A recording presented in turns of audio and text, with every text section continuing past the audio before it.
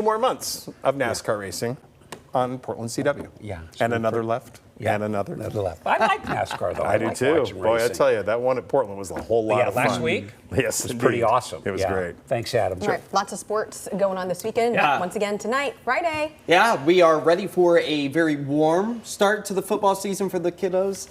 Yeah, definitely going to be on the muggy side for us. So kickoff this evening expected to still remain close to 80 degrees with the high humidity, the clouds slowly increasing as we fall back by about halftime to 72 degrees. All right, maybe you're taking it up a notch. Heading down to Eugene for the Ducks game on Saturday, just after lunchtime, 76 degrees, your expected high. Again, a mix of the clouds, the sun, and maybe throughout the duration of the game, an isolated raindrop or two.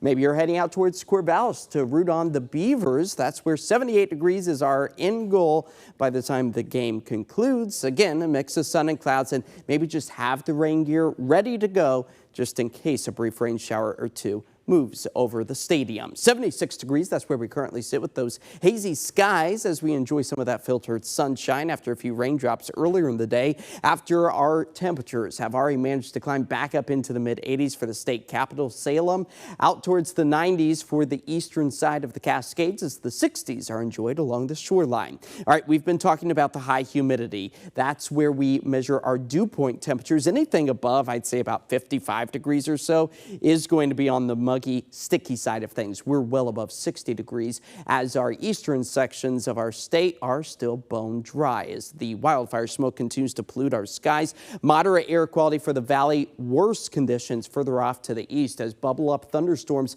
continue to keep that wildfire threat elevated through about 9 o'clock tonight. That's when we expect to see the red flag warning expire with a stronger cell still tracking its way through the eastern sections of Linn County right now. Maybe as it dies in lower elevations could bring a stray raindrop or two for parts of the valley as the clouds are expected to increase for the remainder of the night as temperatures stabilize in the 70s. Now tomorrow we have a chance for a few isolated thunderstorms. Not everyone will pick up on that lightning activity as our futurecast does demonstrate maybe a stray rain shower or two as we work our way into Saturday afternoon and evening. A few breaks in the clouds as well. Much of the same as we work our way into Sunday morning. But you'll notice our rain accumulation not expected to be piling up over the weekend as lightning is that biggest threat for those spending time outdoors. That is just the case for Saturday afternoon and evening.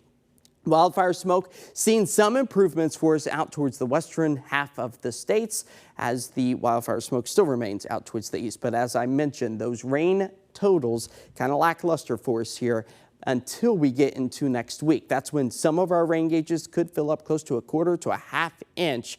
That will be a welcome sight. Tonight, mostly dry, increasing clouds, temperatures in the 60s across the board, expecting to still feel that summer heat out towards the east as the Dragon Boat races this weekend in downtown Portland should be fairly nice. Those temperatures, again, hovering in the 70s. Your beach forecast out towards Seaside, 60s for this weekend.